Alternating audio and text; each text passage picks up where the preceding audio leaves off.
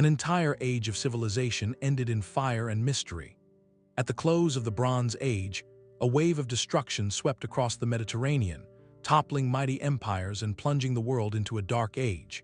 The agents of this collapse remain one of history's most profound puzzles, known only as the Sea Peoples. By the end of this video, you will understand the complex truth behind this ancient cataclysm, piecing together clues from sunken ships, royal propaganda, and cutting-edge science. We will confront the questions that have haunted historians for centuries. Where did these warriors come from, and why did they vanish as suddenly as they appeared? What does their story tell us about the fragility of our own world? This interconnected world was a marvel of its time. Great powers like the Hittite Empire, based in what is now Turkey, maintained their influence not just through military might, but through intricate treaties and royal marriages. Far to the west, the Mycenaean Greeks built monumental palaces like Mycenae and centers of administration and culture that stored their records on clay tablets in an early script we call Linear B. Along the coast of the Levant, wealthy ports like Ugarit thrived as bustling hubs of commerce, where goods and ideas flowed freely between empires. And overseeing much of this activity was the seemingly unshakable new kingdom of Egypt, a land of immense wealth and power whose pharaohs were viewed as living gods. This was not a world of isolated kingdoms. It was a globalized system, bound together by diplomacy and trade. We know this from incredible archaeological finds, like the cache of clay tablets discovered in Egypt. These letters, written in Akkadian, the diplomatic language of the day, reveal kings addressing each other as brothers, negotiating alliances, exchanging lavish gifts, and even complaining about late shipments of copper or the quality of royal brides. It was a delicate web of mutual interest and recognition. The stability of this entire system, however, rested on a fragile balance. When that balance shattered, the collapse would be total. The story of the Sea Peoples begins not with their arrival, but with the glittering world they would ultimately help bring to an end. The first signs of this unraveling were not a single cataclysm, but a series of unsettling cracks. In the late 13th century, before the Common Era, the great powers began receiving reports they could not fully understand. The earliest clear mention comes from the reign of the Egyptian pharaoh, around the year 1208. An inscription on a temple wall at Karnak records a victory over a coalition of Libyan tribes and a group of mysterious allies it calls the Sea Peoples, listing names like the and the. These warriors, the text claims, came from across the Great Green Sea. This was not yet the final, overwhelming invasion. It was a probing raid, a test of Egypt's formidable borders. The pharaoh repelled them, but the message was clear. New, unpredictable forces were moving in the shadows of the Mediterranean world. Far to the north, in the wealthy merchant kingdom of Ugarit on the coast of modern Syria, the anxiety was becoming palpable. Archaeologists have found clay tablets there that read like urgent telegrams from a collapsing world. One letter, sent from the king of Ugarit to the ruler of a nearby island, is a desperate plea. It states that the enemy's ships have been sighted, that the writer's own vessels are all away on a mission, and that the city's lands are defenseless. He begs for help, a cry that history suggests went unanswered. This was the true nature of the early crisis. It was not a single army but a spreading infection of insecurity. Trade routes were being severed, coastlines were growing unsafe, and the swift communication and mutual aid that held the Bronze Age world together were beginning to fail. The great kingdoms were still standing, but the foundations were quietly washing away. What began as distant raids on the periphery would soon gather into a storm that would break against the very heart of civilization. The year 1177, before the Common Era, stands as a turning point in human history. A wave of fire and violence swept across the eastern Mediterranean with a ferocity that still echoes in the archaeological record. This was not a series of isolated skirmishes. It was a systemic collapse, a near-synchronous unraveling of the entire Bronze Age world. The great capitals of this age did not fade away, they were extinguished. The formidable mountain capital of the Hittite Empire was not just conquered, It was utterly abandoned, its grand gates left open, its temples and palaces consumed by flames so intense they left behind distinct layers of ash and shattered stone. Across the sea, the mighty citadels of the Mycenaean world met a similar fate. Palaces like Mycenae, centers of administration and culture for centuries, were put to the torch. With them, the knowledge stored on their clay tablets written in Linear B was lost, a silence falling over their history. The destruction was most complete along the coastlines. Prosperous trading cities from Troy in the north to Ugarit in the south were sacked, their wealth plundered, and their populations scattered. Many of these places would never recover their former glory, becoming shadows of what they once were. When archaeologists dig at sites like in the Levant, they find a stark story written in the earth, a distinct dark layer filled with charcoal, collapsed and broken pottery, all sitting atop the ruins of a vibrant city. This universal signature of fire tells us this was a cataclysm. But to call the sea peoples the sole cause is to oversimplify a profound mystery. They were the final, devastating catalyst in a chain of vulnerabilities that had been building for generations. Think of the Bronze Age world as a magnificent, interconnected machine. By the late 13th century, multiple gears within that machine were beginning to seize. Evidence points to a period of significant climate change, with tree rings and sediment cores suggesting prolonged droughts and crop failures. This would have led to famine, soaring grain prices, and the desperate movement of populations. Internal rebellions and administrative failures within the great empires likely strained their resources and unity. The sea peoples, then, did not attack a healthy system. They assaulted a world already under immense strain, a world where trade networks were fraying and harvests were failing. Their coordinated attacks, whether a desperate migration or a calculated campaign of conquest, became the spark that landed on a landscape already covered in tinder. The result was a perfect storm of calamity that reshaped the map of civilization forever. Amidst the silent ruins left across the Mediterranean, one voice from that era still shouts in triumph. On the west bank of the Nile, the mortuary temple of Pharaoh III stands as a monumental billboard of ancient propaganda. Its walls are covered with some of the most dramatic and informative scenes from the entire Bronze Age collapse, a vivid narrative carved in stone. Here we see the chaos of a great naval battle. Sleek, streamlined ships with bird-headed prows are locked in combat with Egyptian vessels.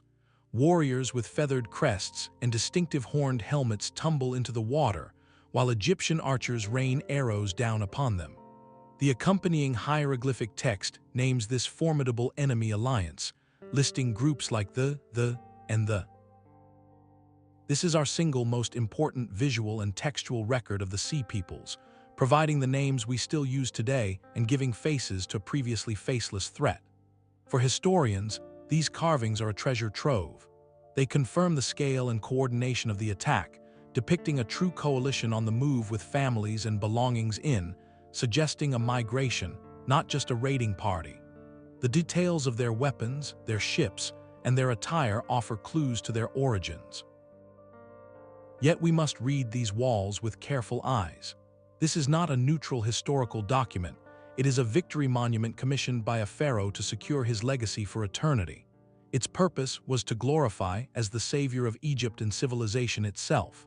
In this story, the sea peoples are not complex actors with their own motivations.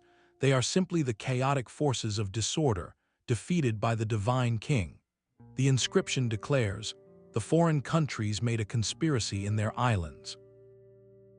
All at once the lands were removed and scattered in the fray. This tells us they came from islands or coastlands, but it frames their arrival as a sudden, inexplicable event, a natural disaster in human form.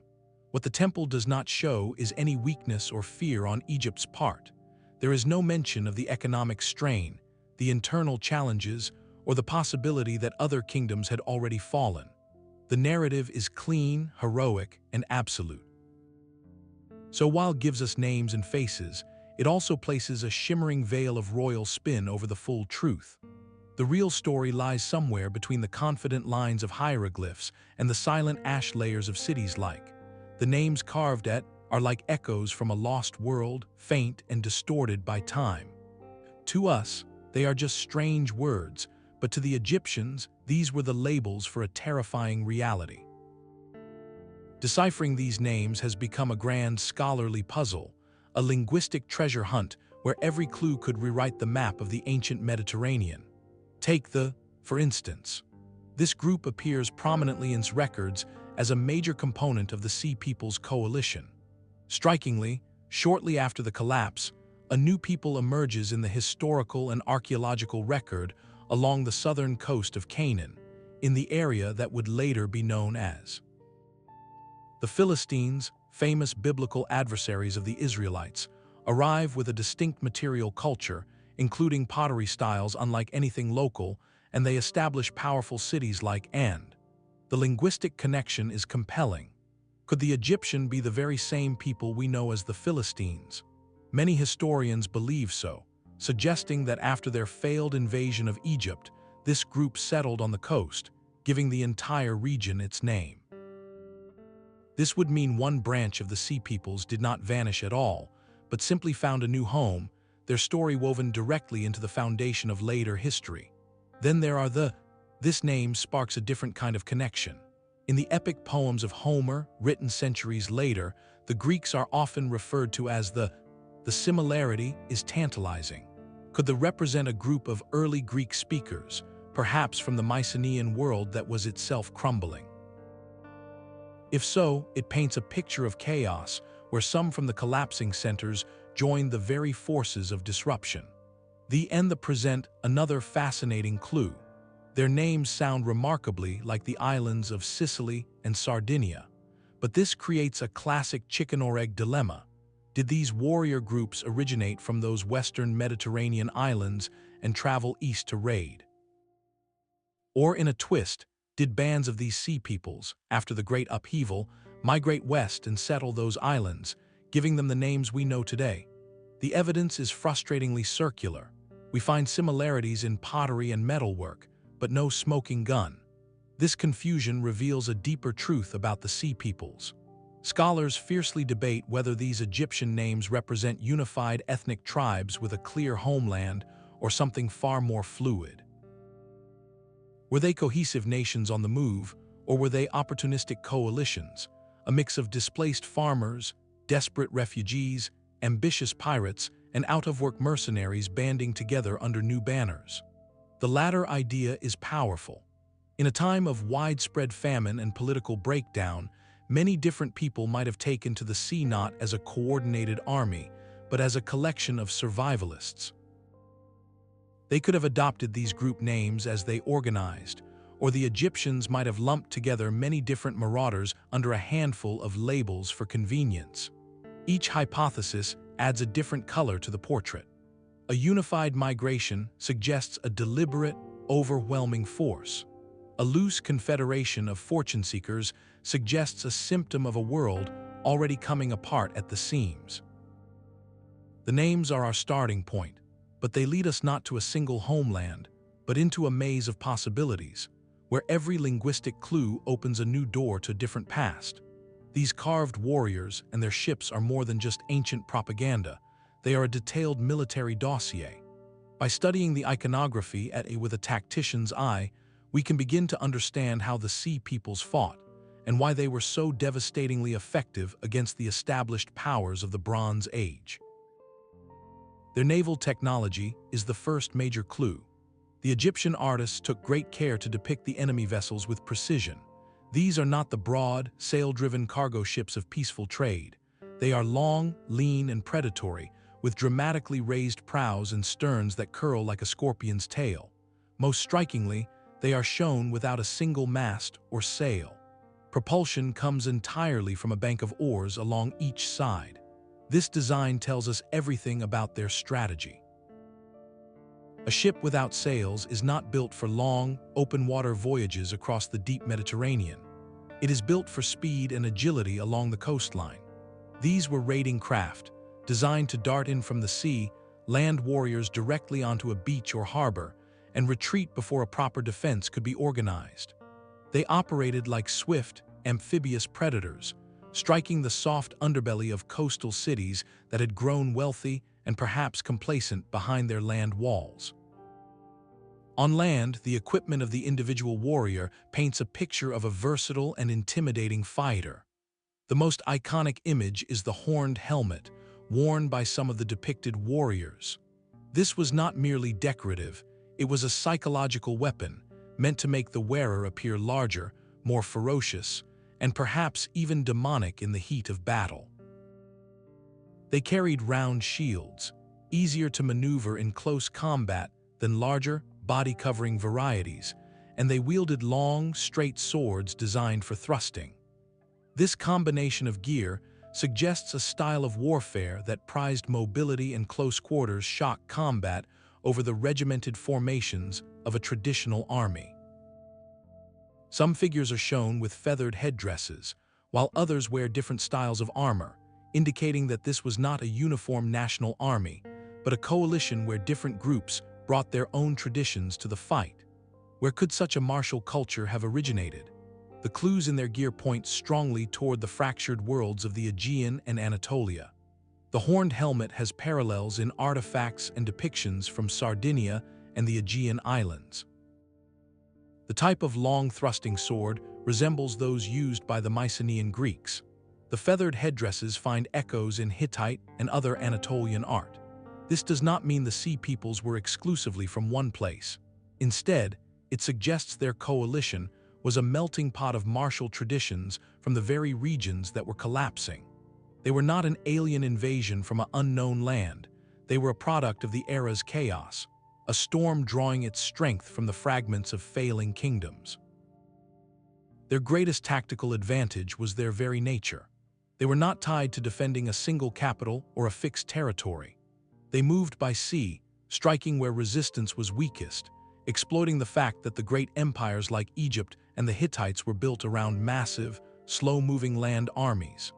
Against a mobile, amphibious enemy that could appear anywhere along a vast coastline, the traditional defenses of the Bronze Age world were suddenly and catastrophically obsolete. The story of the Sea Peoples forces us to confront a difficult historical question. Were they the villains of this ancient tragedy, or were they also its victims? To label them as the sole destroyers of civilization is a satisfyingly simple narrative, but the truth of any great collapse is woven from many threads. The evidence increasingly suggests the Sea Peoples were not an external, alien force that descended upon a healthy world. Instead, they may have been a devastating symptom of a system already in profound crisis. Imagine a magnificent palace, its walls glittering with gold, but with its foundations quietly rotting from within. The final collapse may come from a single blow, but the structure was already doomed. For the Bronze Age world, that internal rot was a cascade of environmental and social failures. A period of severe climate change, documented in tree rings and sediment cores from across the region, brought prolonged drought and repeated crop failures. This was not a single bad harvest, it was a decades-long emergency. The result was famine, soaring grain prices, and the desperate movement of people searching for sustenance. At the same time, geological evidence points to a possible increase in seismic activity, with earthquakes damaging cities and further disrupting fragile agricultural systems. These were not acts of war, but they were forces of chaos that kings and armies could not control. In such a landscape of scarcity, the intricate web of trade that held empires together began to snap. One of the most critical breaks was in the trade of tin. Bronze, the metal that gave the age its name, is an alloy of copper and tin. Copper was relatively common, but tin sources were rare and distant, requiring long, stable trade routes to reach the great kingdoms. As insecurity spread, these routes were severed. Without tin, you cannot make new bronze weapons, tools, or ceremonial goods. The very backbone of military and economic power begins to crumble. This is where the story of the Sea Peoples becomes tragically circular. Were they the cause of this trade disruption, or a result of it? It is entirely possible that many of these so-called invaders were originally displaced farmers, fishermen, and townsfolk, whose lives had been upended by drought and famine. With their fields barren and their cities unstable, they took to the sea not as a coordinated army, but as bands of survivalists. Some may have turned to raiding simply to feed their families, while others, perhaps former mercenaries now out of work, offered their martial skills to the highest bidder. Their attacks on coastal cities and shipping lanes would have then accelerated the economic collapse, creating more refugees, who in turn might have joined the growing movement. They became both a product of the collapse and a powerful engine driving it further. This reframes them not as a mysterious, evil horde, but as human beings caught in a catastrophic feedback loop. Their migration was likely a desperate search for stability, for a new place to settle and rebuild. When they encountered the fortified borders of Egypt, that search turned into a full-scale invasion. So were they villains? From the perspective of a burning city like Ugarit, undoubtedly yes. But were they also victims of a changing climate and failing kingdoms? The distinction blurs. They were the spark, but the tinderbox of the late Bronze Age had been carefully prepared by drought, famine, and fragile interdependence. Their role was to ignite a collapse that was, in many ways, already inevitable. This understanding does not excuse the violence, but it deepens the tragedy, revealing a world where everyone, from pharaoh to peasant, was ultimately at the mercy of forces far greater than any army. Of all the shadowy names carved at, one group leaves a trail we can actually follow. They did not vanish after their clash with Egypt. Instead, they offer a startling resolution to part of the mystery. Egyptian records from after the great battles tell us something remarkable. Rather than being utterly destroyed or driven away, groups of them were deliberately resettled by Pharaoh III. They were placed as garrison troops in the strategic coastal cities of Canaan, a land he controlled. In a single generation, these feared invaders transformed from a nameless part of a marauding horde into a settled people with a new identity. They became the Philistines. This is the moment a legend steps from the mists of propaganda into the clear light of history. The Philistines are not just a biblical adversary. They are the key to understanding what happened to at least one branch of the Sea Peoples. For decades, this connection was just a theory based on the similarity of names. Then archaeologists began digging at the ancient Philistine cities and they uncovered a cultural revolution sealed in layers of earth. Immediately following the destruction layers of the Bronze Age collapse, a new society emerged with a strikingly foreign material culture. The pottery tells a vivid story. The local Canaanite styles, with their simple forms and dull colors, are abruptly replaced. In their place appear beautifully decorated pots with complex geometric patterns and a distinctive, lustrous glaze. This is not a local evolution.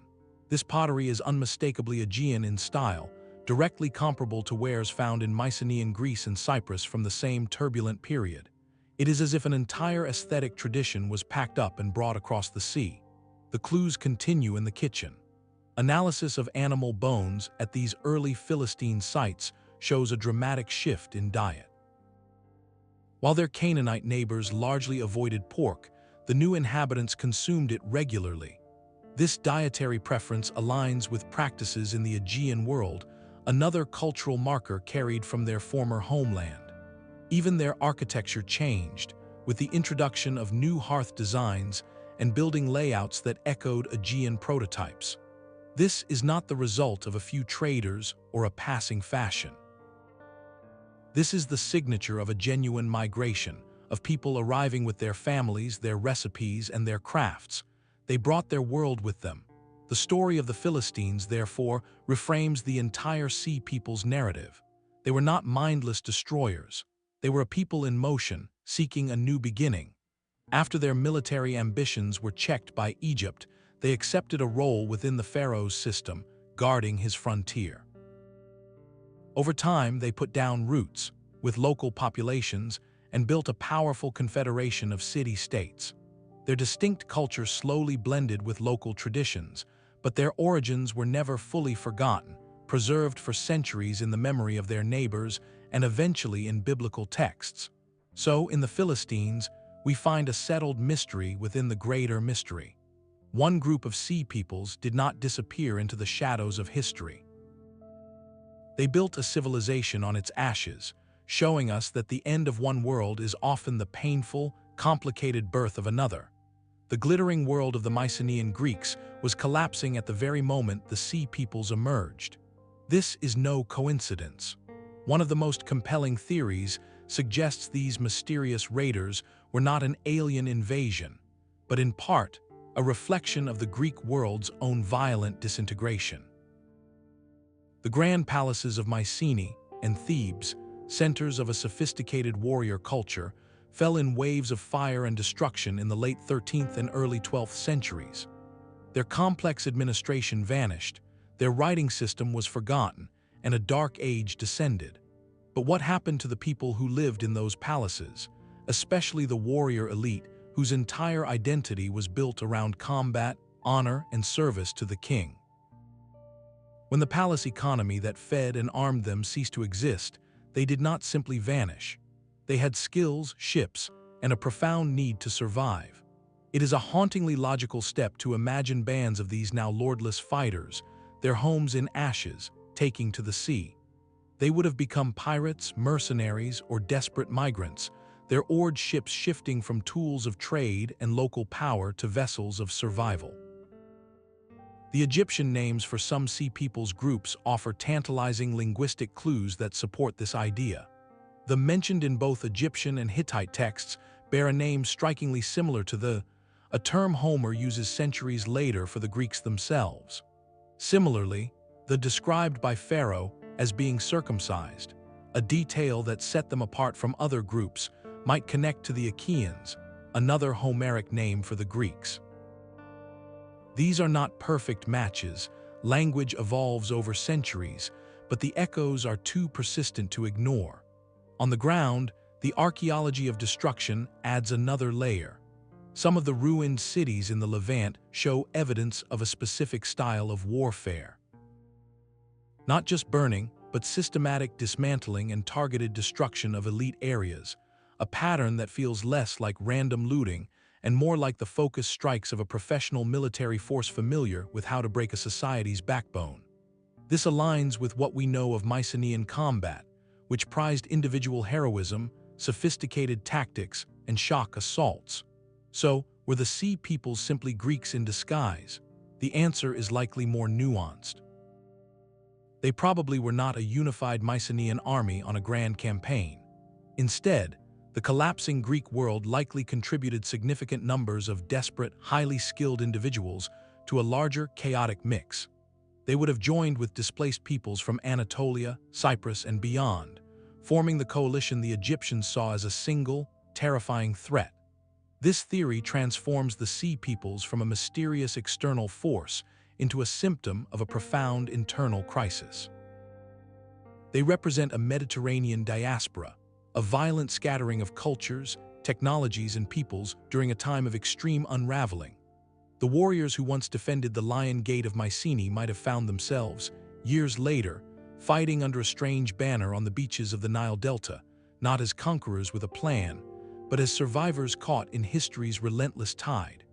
While the Mycenaean hypothesis offers a Western origin, look east to the crumbling heart of Anatolia. The mighty Hittite Empire, a superpower that rivaled Egypt, was disintegrating from within at precisely this moment. Its collapse did not just create a power vacuum, it likely unleashed the very forces that would become part of the Sea Peoples coalition. This is the Anatolian hypothesis, and it centers on a name that appears in both Hittite and Egyptian records, the. For centuries, Hittite texts from their capital refer to the lands, a coastal region in southwestern Anatolia, as a persistent source of trouble. The people were not loyal subjects. They were often described as rebellious, independent-minded, and prone to piracy along the rich sea lanes. They were skilled sailors living in a rugged coastal landscape, masters of their own ships and destinies. Then, in the Egyptian inscriptions of the third, the name reappears. They are listed among the confederation of sea peoples attacking the Nile Delta. This is not a coincidence. It is a direct thread connecting imperial collapse to maritime chaos. When the central authority finally shattered, its elaborate system of vassal treaties and military control evaporated overnight. The and other similar coastal groups from regions like Lycia and Caria were suddenly no longer held in check by the distant Hittite king. They were free to act, but they were also vulnerable, caught in the spreading instability. With the inland trade routes collapsing and famine possible, their natural inclination towards seafaring could have rapidly escalated from local piracy to large-scale, organized raiding. They knew the sea lanes, they had the ships, and now they had a compelling reason to use them not for trade, but for survival. This theory paints a picture of a domino effect. The fall of the Hittite heartland did not just mean the end of one empire. It released pent-up energy along its entire periphery. These coastal populations, perhaps joined by displaced inland refugees and even opportunistic groups from across the Aegean, could have coalesced into a formidable naval force. Their goal may not have been conquest in a traditional sense, but rather a desperate migration to find safer, more fertile lands, securing their future by any means necessary. The journey would have taken them down the coast of the Levant, where they would have encountered and possibly absorbed other desperate people, their fleet growing into the multi-ethnic armada that Egypt faced. This origin story emphasizes that the sea peoples were not a sudden invasion from a mysterious unknown land. They were, in part, a direct consequence of the very collapse they are blamed for causing. The Hittite Empire's failure turned its own coastal frontiers into a nursery for the storm that would help drown the wider world. The horned helmet is the most iconic clue in this entire mystery. Carved onto the walls worn by warriors the Egyptians called it is a piece of military fashion that seems to point directly to a specific island. On Sardinia, centuries before the Bronze Age collapse, a remarkable culture was flourishing. We know them today by the enigmatic stone towers they left behind, called, and from this culture, we have hundreds of small bronze figurines. Among them are depictions of warriors, and many of them are shown wearing unmistakable horned helmets and carrying round shields. The visual match with the Egyptian carvings is so precise it feels like a direct translation from bronze to stone. This is the heart of the Sardinian question. Did and perhaps their allies originate from these central Mediterranean islands, sailing east to join the great upheaval? Or is the story more complicated? The similarity of the names themselves is a powerful lure. Sounds like Sicily, sounds like Sardinia. It seems like a perfect fit, a simple case of ancient cartography. But in archaeology, perfect fits are often illusions. The problem is one of timing and direction. Did the islands give their names to the people, or did the people give their names to the islands? One possibility is that bands of raiders from the eastern Mediterranean, after the chaos of the collapse, sailed west across the sea. Finding the islands of Sicily and Sardinia relatively sparsely populated, they settled there, becoming the dominant cultural force and imprinting their names on the geography forever. This would mean the horned helmet warriors on the Egyptian reliefs were not Sardinian natives, but Easterners who would later become the founders of Sardinian identity. The evidence on the ground, however, suggests a different, more interconnected story. Recent excavations on Sardinia have uncovered fragments of pottery that are unmistakably Mycenaean in style, dating to the centuries before the collapse. This proves that long before the Sea Peoples era, Sardinia was not an isolated backwater. It was connected to the wider Bronze Age trade networks. Goods, ideas, and people were moving across the Mediterranean. This changes the picture entirely. It means the distinctive horned helmet style could have traveled west through trade or cultural exchange long before any mass migration. It also means that warriors from Sardinia could have been familiar figures in Eastern courts long before they were labeled as enemies. And indeed, we have a startling piece of evidence that confirms this. The name appears in Egyptian records not as an enemy, but as valued mercenaries, more than a century before the Great Invasion. They served in the pharaoh's army, likely prized for their martial skill and distinctive equipment. So they were not a sudden, unknown terror. They were a known quantity, a professional warrior class that had been part of the Mediterranean's military landscape for generations. This transforms them from a mysterious external threat into a group that was deeply embedded in the system. What changed was not their identity, but their allegiance. When the great droughts and famines hit, when empires began to crumble and paymasters disappeared, these professional fighters, along with countless other displaced groups, may have turned from servants of the status into its most effective destroyers. They used the skills they had honed in the service of kings to now topple kingdoms. The Sardinian Connection, therefore, is not a simple origin story. It is a window into a pre-collapse world that was far more mobile and interconnected than we once thought. The horned helmet is not a label pointing to a homeland, but a symbol of a profession that, in a time of universal crisis, became unmoored and turned against the very world that had created it. But the most compelling explanation for this great unraveling may not lie in any palace or battlefield. It comes from the silent testimony of trees and the deep layers of ancient lakebeds. While kings planned campaigns and merchants tallied goods, the very climate of the Mediterranean world was shifting beneath their feet. A growing body of scientific evidence points to a prolonged and devastating period of drought, beginning around the year 1200 before the Common Era and lasting for centuries.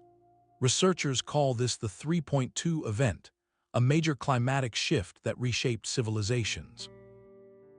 By studying the width of tree rings in ancient timber and analyzing sediment cores from the bottom of lakes, paleoclimatologists can read the story of rainfall and temperature from thousands of years ago. The data from this period tells a stark story of failing rains. This was not a single dry season or even a decade of hardship. This was a systemic change that stretched over generations, a slow-motion disaster that would have fundamentally broken the agricultural systems upon which every Bronze Age kingdom depended.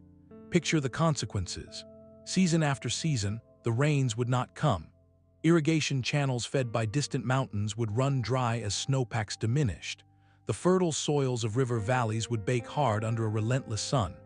Grain harvests, the cornerstone of the ancient economy and diet, would fail repeatedly.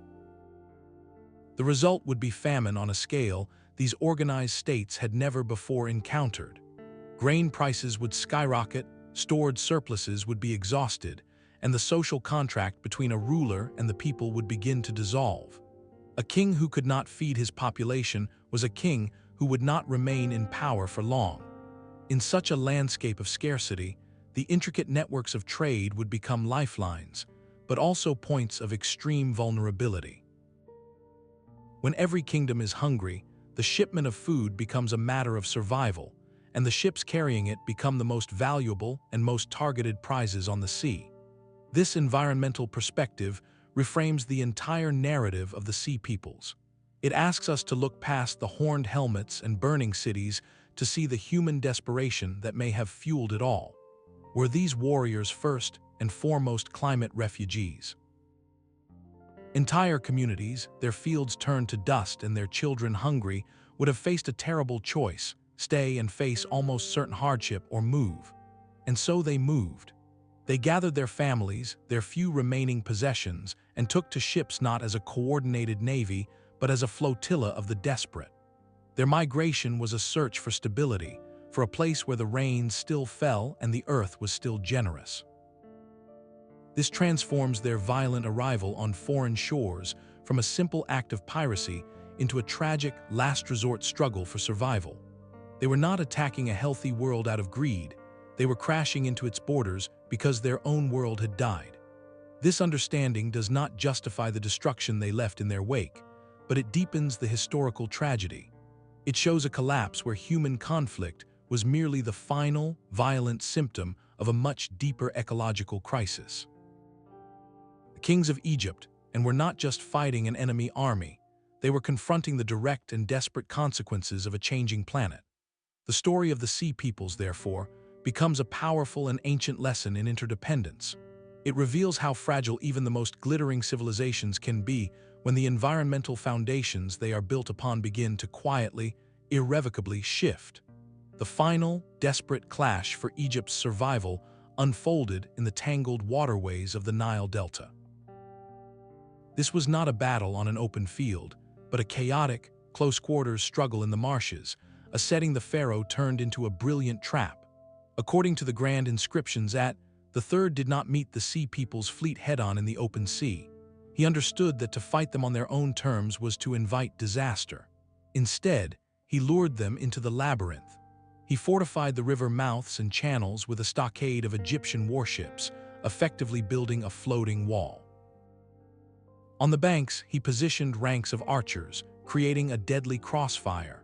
When the sleek, oar-driven ships of the invaders pushed into these confined waters, they found themselves boxed in, unable to use their speed and maneuverability.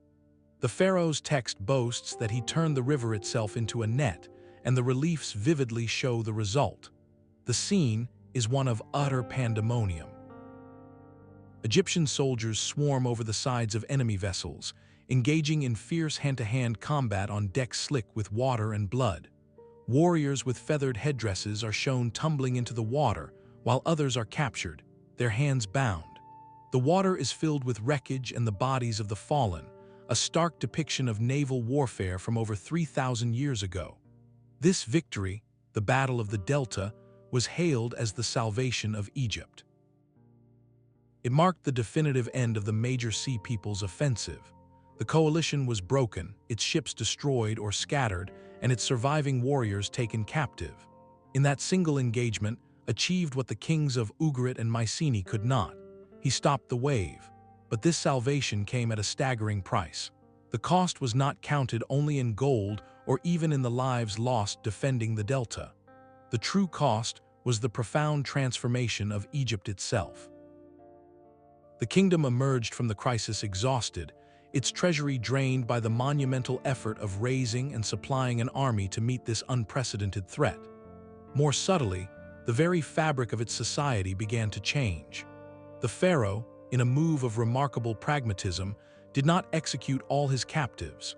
Instead, he disarmed them and resettled groups like as garrison troops along his vulnerable coast in Canaan.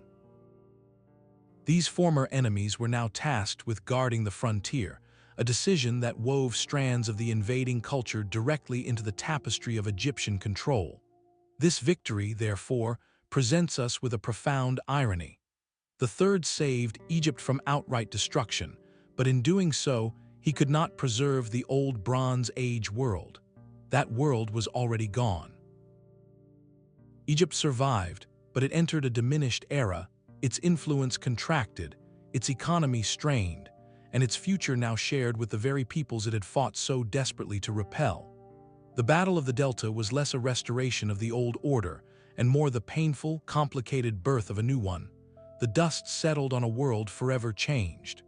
The grand, interconnected system of the Bronze Age was gone, its great capitals reduced to silent mounds of ash and rubble. The centralized bureaucracies that kept meticulous records on clay tablets vanished, and the vast international trade routes that carried tin, copper, and luxury goods fell silent. In their place came a long, difficult period of fragmentation, often called a Dark Age. Populations shrank, literacy plummeted, and communities turned inward, focusing on local survival rather than global diplomacy. It was a time of profound loss, a cultural amnesia where the achievements of the previous era were forgotten for centuries. Yet, within this apparent decline, the seeds of a new world were quietly taking root. The very collapse of the old order created a vacuum, and nature, along with human ingenuity, abhors a vacuum. The centralized palaces were gone, so power and innovation began to bubble up from below, from smaller, more agile communities. This was not merely an age of darkness, it was a crucible, a forge where the pressures of survival sparked remarkable transformations. One of the most significant was a technological revolution born directly from the crisis. The Bronze Age was named for its signature metal, an alloy of copper and tin. But when the trade networks that supplied distant tin mines were severed by the chaos, societies faced a critical shortage. They could not make new bronze weapons, tools, or ceremonial objects. This desperate need became the mother of a pivotal invention. The knowledge of ironworking was not new.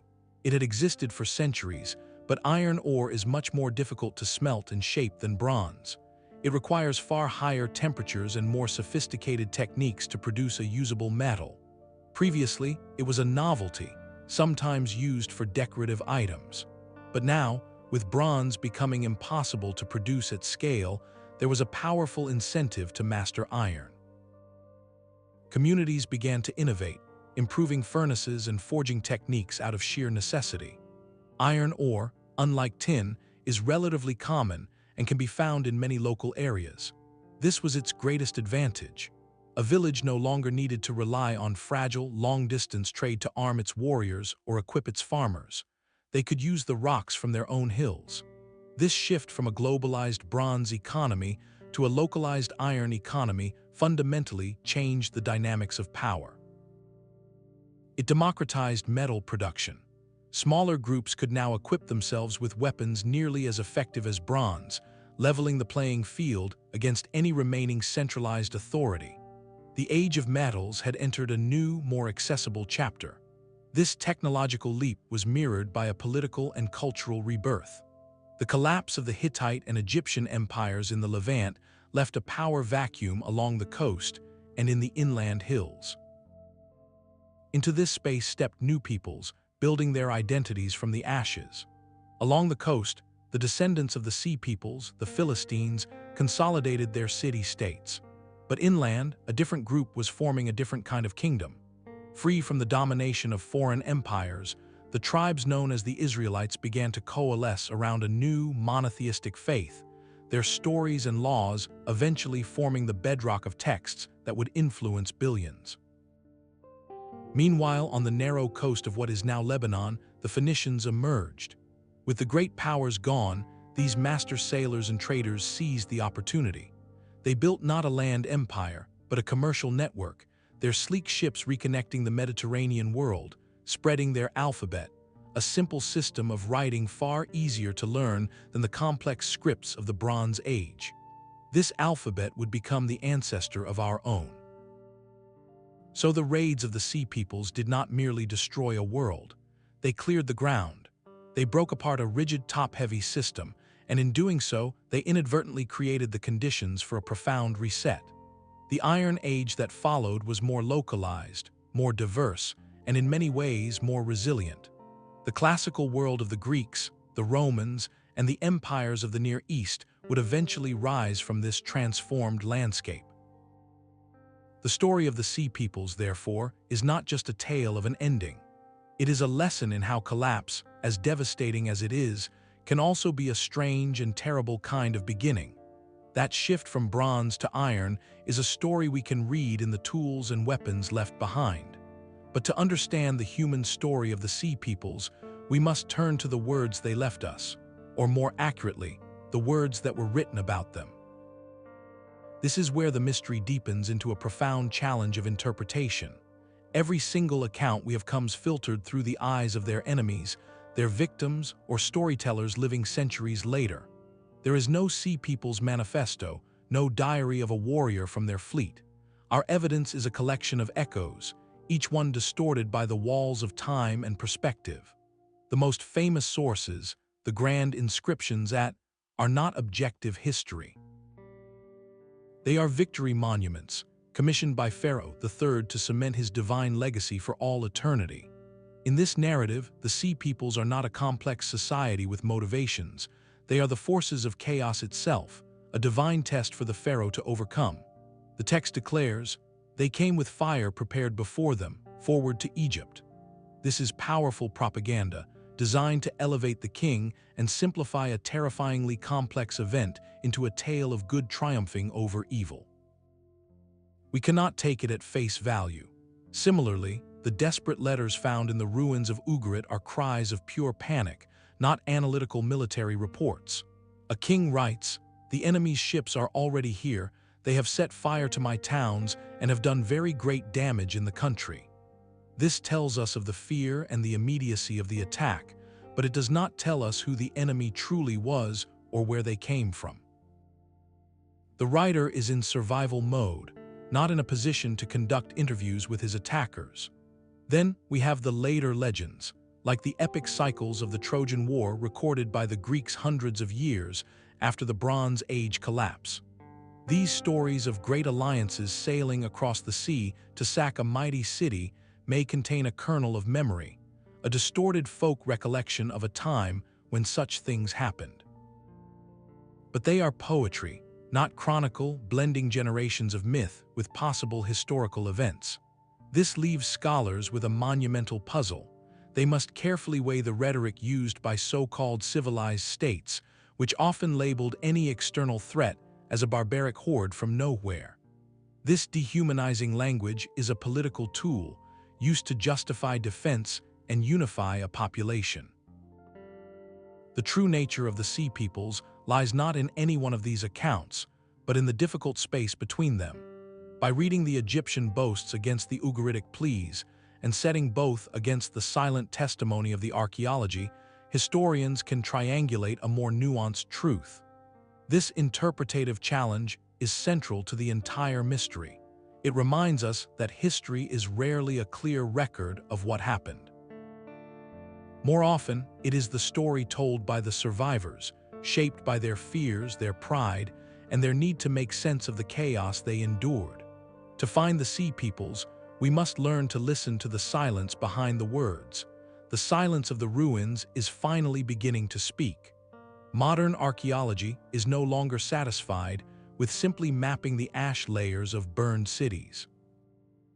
It is now asking the bones, the teeth, and the very seabed for their stories, using a toolkit that would seem like science fiction to the scholars of a century ago. One of the most powerful of these new techniques involves reading the chemistry of human remains.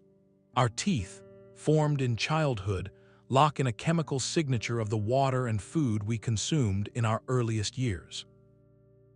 By analyzing the ratios of strontium isotopes in the teeth of individuals buried in ancient ports scientists can effectively match that signature to specific geological regions. This is like finding a person's childhood address written in atoms. When applied to remains from the early Philistine period, this method has revealed something extraordinary. It shows that a significant number of individuals did not grow up in the local Levantan environment.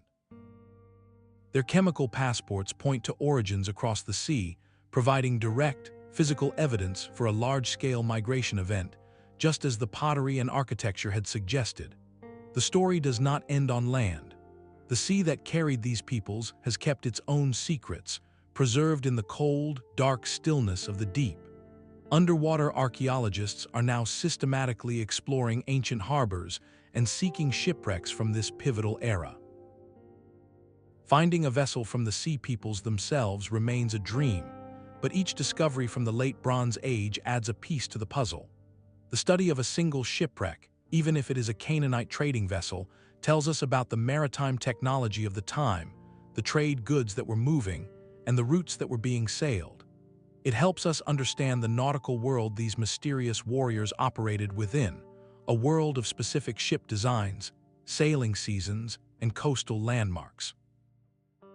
Perhaps the most headline-grabbing tool in this new arsenal is ancient DNA analysis. By extracting genetic material from skeletal remains at Philistine sites, researchers have been able to make a stunning comparison. They analyzed DNA from individuals who lived in the area before the collapse and from those who lived in the early Philistine period after it. The results showed a clear and significant influx of a genetic component originating from southern Europe, most likely the Aegean region, appearing right at the time of the cultural change. This genetic signal gradually diluted over the following centuries as the newcomers with the local population, but its initial appearance is a scientific bullseye. It confirms that the arrival of the Philistines was not merely a cultural influence passed along by a few traders, but involved the movement of people, and a lot of them. These scientific methods are transforming the debate from one of interpretation into one of verification. We are moving from asking what might have happened to testing what the evidence says did happen. Each strontium ratio, each sediment core from a harbor, and each strand of ancient DNA adds a new, nuanced layer to the picture. They do not give us a simple answer, but they provide hard data points that any theory must now account for. The story is becoming less about mysterious destroyers and more about identifiable human populations in motion, their journeys now traceable by the very elements of their bodies and the world they traversed. Their story of fire and migration has proven too compelling to remain confined to academic journals. The enigma of the Sea Peoples has sailed straight from ancient inscriptions into the heart of modern pop culture, becoming a powerful symbol for our own anxieties. In comic books, blockbuster video games, and speculative fiction, they are resurrected not as a complex historical puzzle, but as an elemental force.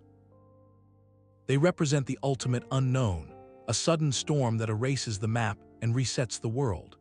This transformation from historical actors to cultural archetype reveals just how deeply their mystery resonates with us today.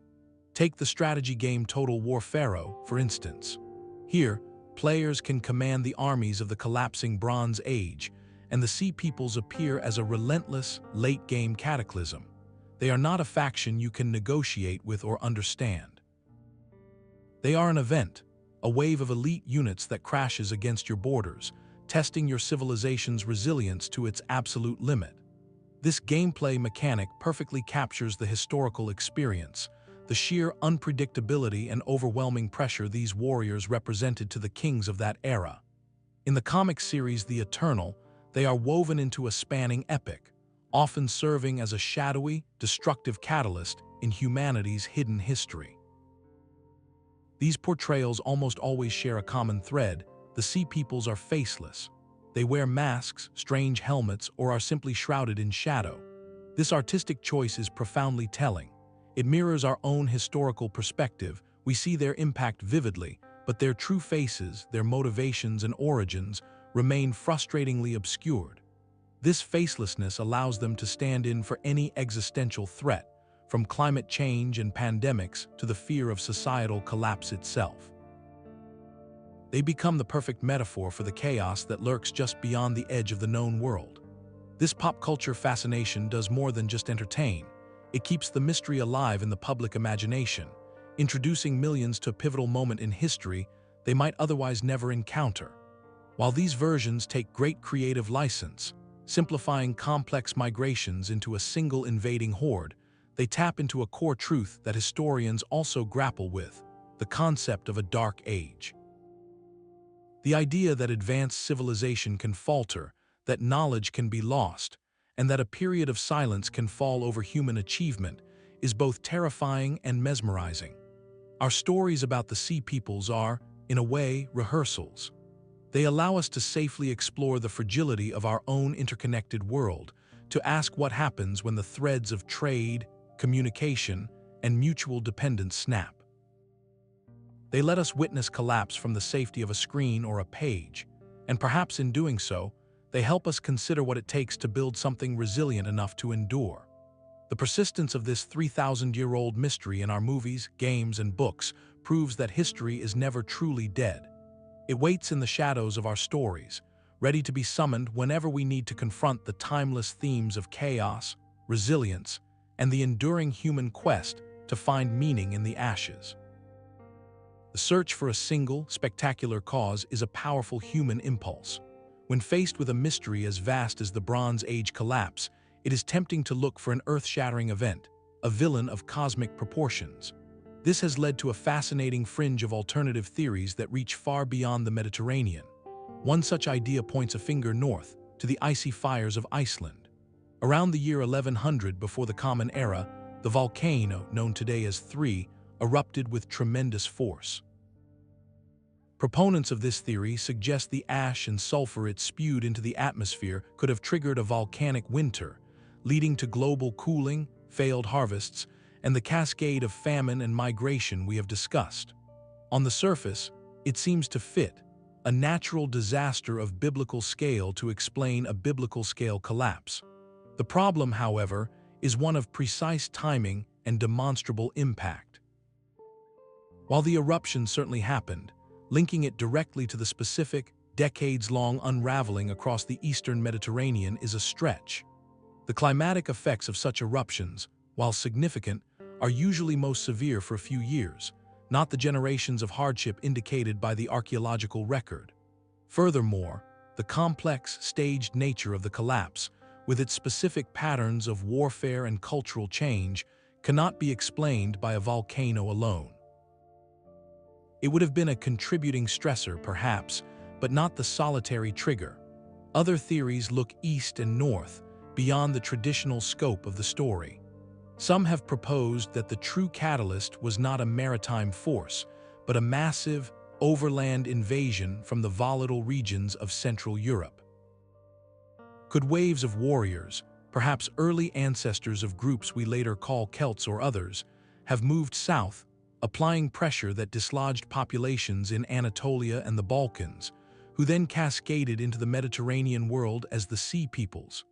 This idea of a domino effect set off by distant migrations is compelling in its scope. Yet, the evidence on the ground is sparse. While there were certainly movements of people in Europe at this time, directly connecting them to the specific names and material culture of the Sea Peoples coalition remains a task of speculation rather than concrete archaeology. The weapons, ships, and pottery that define the Sea Peoples in the historical record have their clearest parallels in the Aegean and Anatolia, not in the heart of Europe. Perhaps the most poetic of these unconventional ideas looks not to geology or unknown invasions, but to the echoing halls of myth. In later Celtic legends, particularly from Ireland, there are stories of the mysterious, a godlike people said to have arrived from across the sea in clouds of mist. The linguistic resemblance to the Egyptian name is tantalizing, as is their description as skilled in magic and craft. Could these myths preserve a distorted, old memory of the Sea Peoples' arrival on the far western shores of Europe? It is a romantic notion, suggesting the invaders' legacy was so profound it seeded legends in lands they may have eventually settled. Scholars, however, urge extreme caution. The time gap is enormous, over 1,000 years, and the process of how such a memory could be transmitted and preserved without any written record is fraught with difficulty. More likely, these are independent cultural stories that happen to use similar-sounding names, a coincidence that our pattern-seeking minds find irresistibly meaningful. What is truly significant about these alternative theories is not their historical accuracy, which most experts find tenuous, but what they reveal about us. They highlight our deep-seated desire for a clean narrative, for a single, catastrophic switch that flipped the world from light to dark. A volcano, an unknown horde, a race of mythic beings, these are clear, dramatic antagonists. The messy, interconnected reality of climate change, economic interdependence, and human desperation is a much harder story to tell. It lacks a simple villain. Yet, in grappling with these more speculative ideas, we engage in the same fundamental process as the archaeologists sifting through ash. We are trying to make sense of the fragments, to weave a coherent tale from the silence.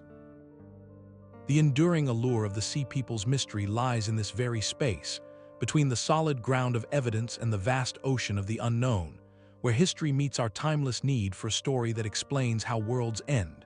The fear of chaos became a cornerstone of Egyptian identity. For centuries, the pharaohs had ruled as the guarantors of Ti, a profound concept encompassing truth, justice, and cosmic order. The opposite of this was the forces of disorder, lies, and entropy. The terrifying, coordinated assault by the Sea Peoples was the ultimate manifestation of made flesh. It was not just a military defeat they feared, but the unraveling of the universe itself. This existential trauma was carved into the national psyche at a permanent reminder of how close the world had come to falling into darkness. From that point forward, Egypt's view of the outside world hardened. Foreigners, particularly those from the sea, were increasingly seen as inherent agents of chaos, a threat to the divine balance the pharaoh was sworn to uphold. This defensive, inward-looking posture would define Egypt for centuries to come, a legacy of the day the sea itself seemed to rise up against them. The shockwaves of that day did not stop at the Nile. In the hills of Canaan, a new people were forging their own story in the power vacuum left by collapsed empires. The tribes of Israel, consolidating into a kingdom, needed a narrative to unify them. Their foundational texts, compiled centuries later, are filled with conflicts against powerful neighbors, and none loom larger than the Philistines. These coastal dwellers, with their distinct culture and iron weapons, represented the quintessential other.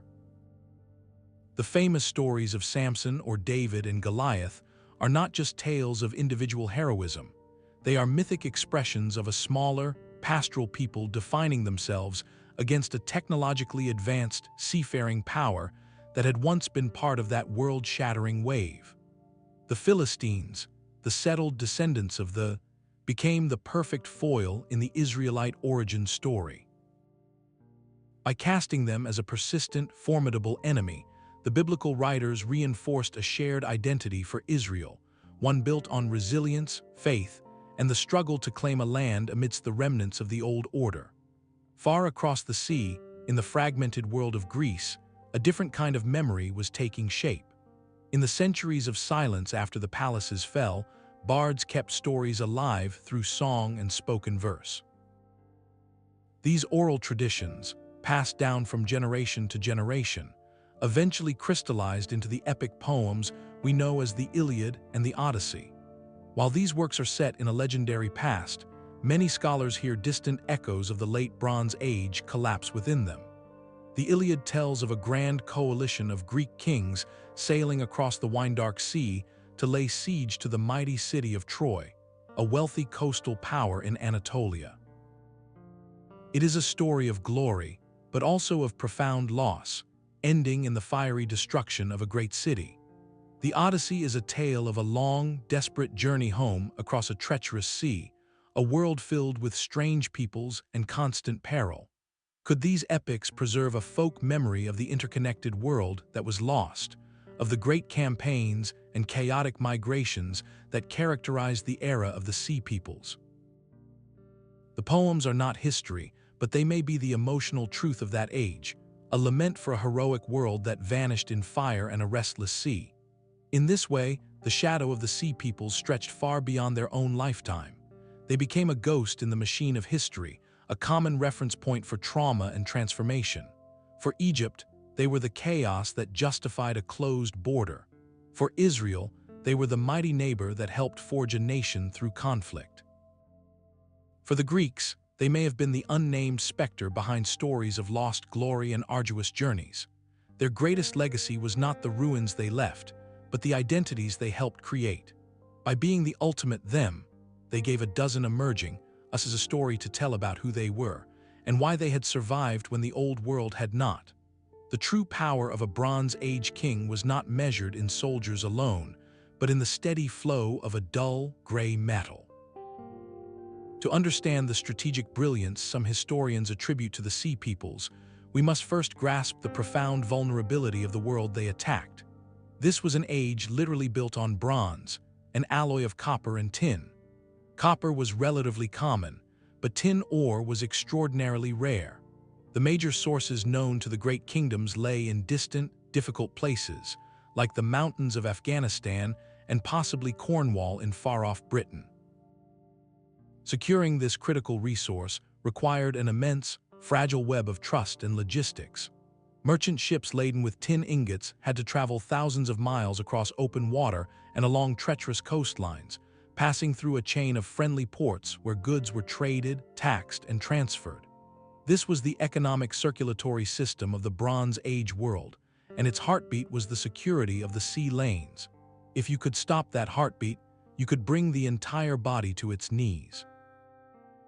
From this vantage point, the raids of the Sea Peoples take on a chilling new dimension. Their attacks were not random. They systematically targeted the wealthiest port cities that served as the vital nodes in this network, places like Ugarit, a commercial hub whose destruction we discussed earlier. By burning these ports and preying on shipping, they weren't just looting treasure, they were performing strategic economic surgery. They were severing the arteries that carried tin from its distant sources to the royal foundries of Mycenae and Memphis. The consequences of such a blockade would have been catastrophic and slow-moving, like a poison working through the body of a kingdom. Imagine a Hittite general tasked with equipping a new regiment to face a threat.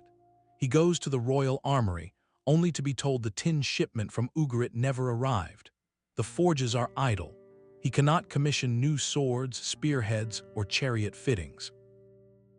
Existing weapons break and cannot be properly replaced. The very symbol of his civilization's power, bronze, becomes scarce, then unobtainable.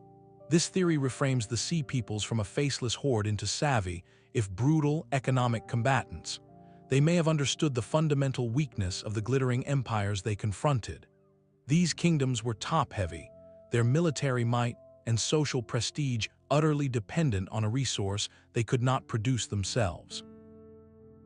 By dominating the seas and ravaging the ports, the raiders didn't just challenge armies, they strangled the supply chain that made those armies possible. Their direct assaults on cities then became the final, crushing blow to societies already reeling from internal paralysis. A kingdom that cannot make new weapons is a kingdom that cannot effectively defend its borders, maintain internal order, or project the aura of invincibility necessary to hold its empire together. This economic warfare would have amplified every other stress, from drought-induced famine to internal rebellion, creating a death spiral. The palaces did not just fall to the torch, they collapsed from within, starved of the metallic lifeblood that sustained their power.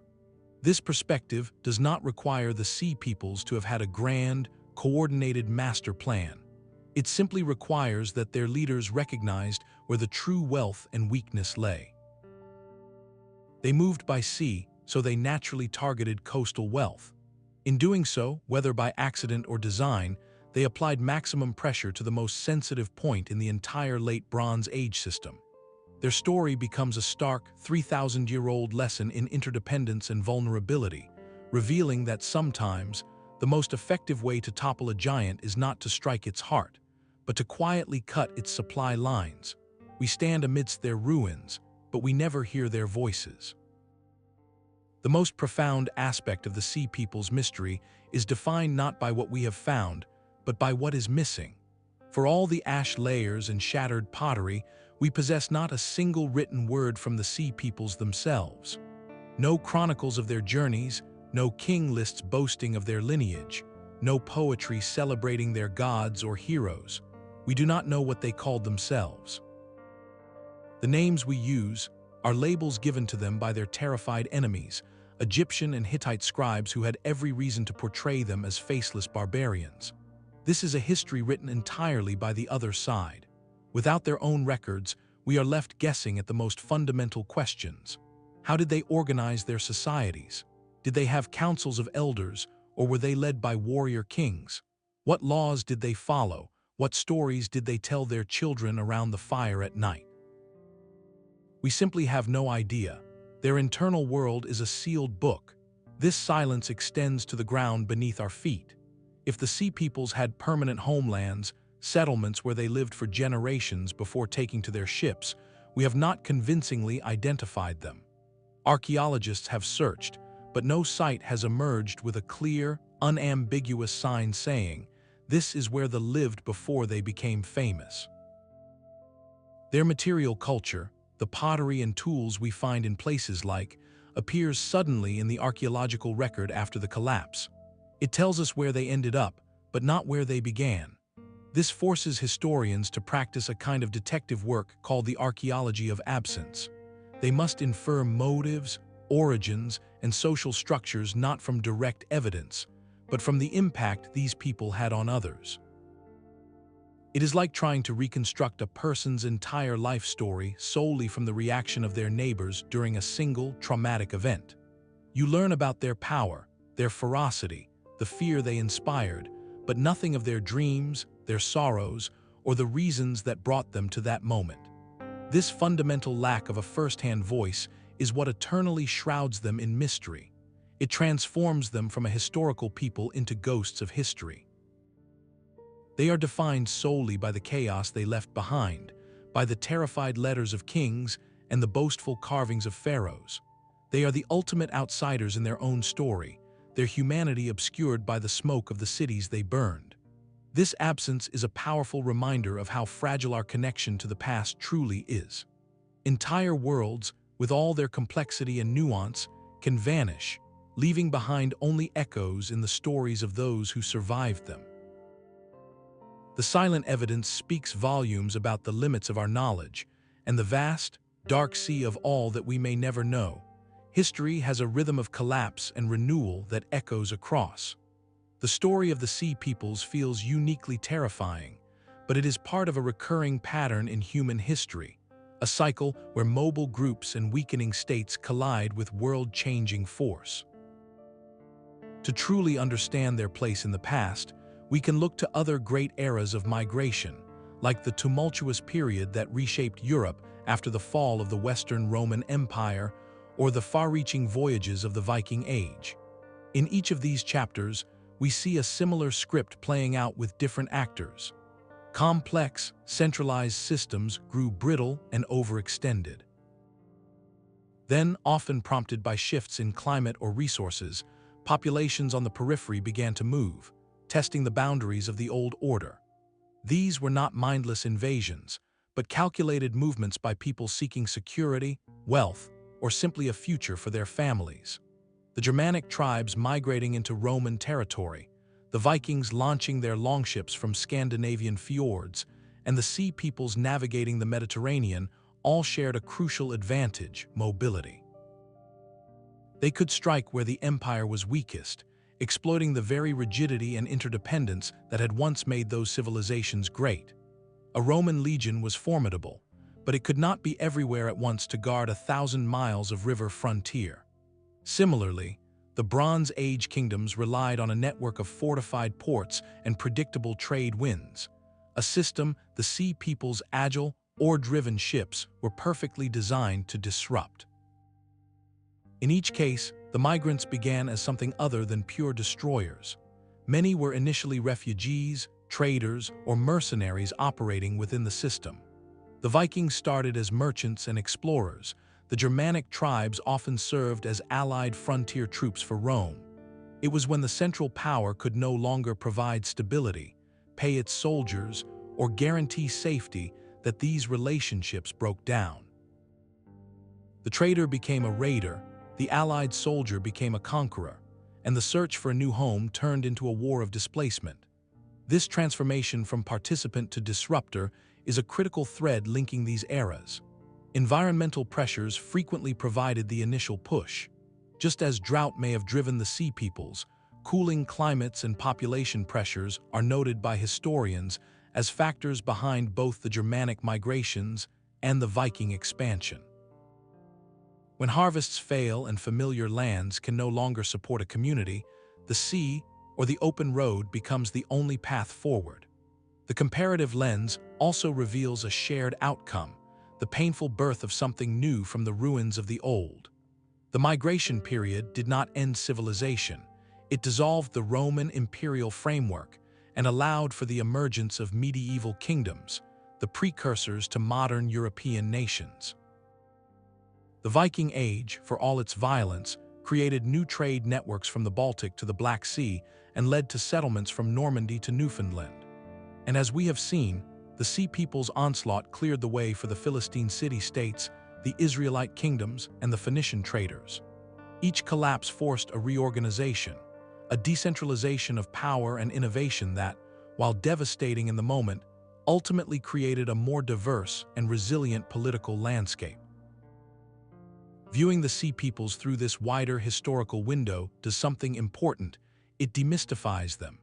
It removes the aura of a supernatural, inexplicable event and places them within the long, difficult story of human adaptation. They were not an alien anomaly, but a profound example of a recurring historical process. Their story reminds us that no civilization, no matter how glittering or powerful, exists in a vacuum. It is part of an ecological and human network, and when that network is stressed to its breaking point by climate, scarcity, or internal strain, the map of the world can be redrawn by those with nothing left to lose.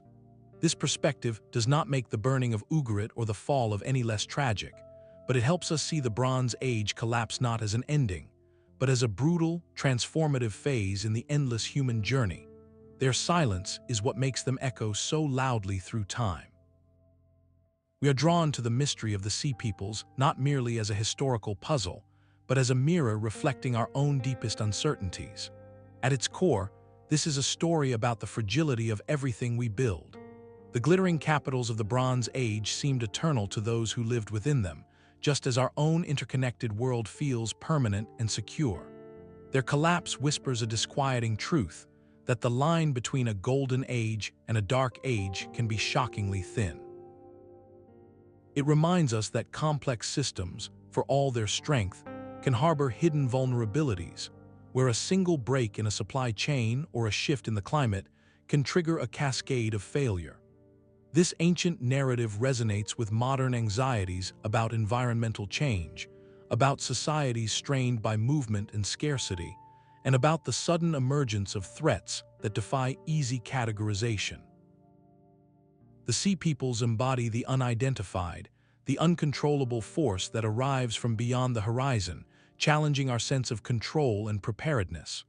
Beyond the fear, there is a profound intellectual allure. This is history's greatest whodunit, a detective story spanning 3.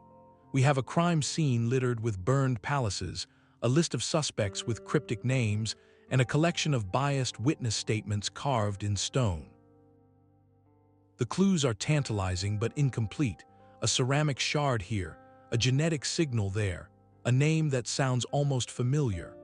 This puzzle taps into a fundamental human desire to solve, to connect the dots and restore a coherent narrative to the chaos. In a modern world saturated with information, their enduring anonymity is powerfully compelling. They represent the ultimate blank space on the map, a reminder that for all our satellites and databases, vast chapters of the human story are written in whispers and fragments, waiting just beneath the sand and sea. They challenge the arrogance of assuming we can know everything about the past, suggesting instead that some mysteries are woven too deeply into the fabric of time to ever be fully unraveled. Their legacy, therefore, is not just in the ruins they left behind, but in the questions they force us to ask about resilience, about memory, and about the quiet, unseen currents that can, without warning, reshape the world. They remain the ghosts in the machine of history, their true faces forever blurred by the smoke of the cities they burned. We have walked through the silent ash of and the bustling ports of Ugarit, stood before the towering propaganda of the Third, and sifted through the shattered pottery of a new Philistine world. No single clue unlocks the entire mystery. Instead, the answer lies in their terrifying convergence. They were not one thing, but many, a perfect storm of human desperation and ambition. They were climate refugees fleeing drought-stricken homelands, opportunistic warriors from collapsed kingdoms, and unwitting economic saboteurs whose raids severed the vital trade in tin. They emerged not from a void, but from a world already cracking under the strain of a changing climate and fragile interdependence. Their violent migration was the spark that landed on a landscape covered in tinder. Their true legacy, however, is not the ending they caused, but the beginning they made possible. From the ashes of the Bronze Age's centralized, top-heavy empires rose a new, more fragmented world, the Iron Age. It was an era of new identities, the Philistine city-states, the Israelite kingdoms, the seafaring Phoenicians, all forming in the power vacuum left behind. This rebirth was born of unimaginable loss, yet it set the stage for the classical civilizations that would follow. The enduring mystery of the Sea Peoples is not a failure of history, but its deepest lesson. It reminds us that human stories are rarely simple tales of heroes and villains, but complex webs of cause and effect, where environmental shifts, economic chains, and human movement intertwine.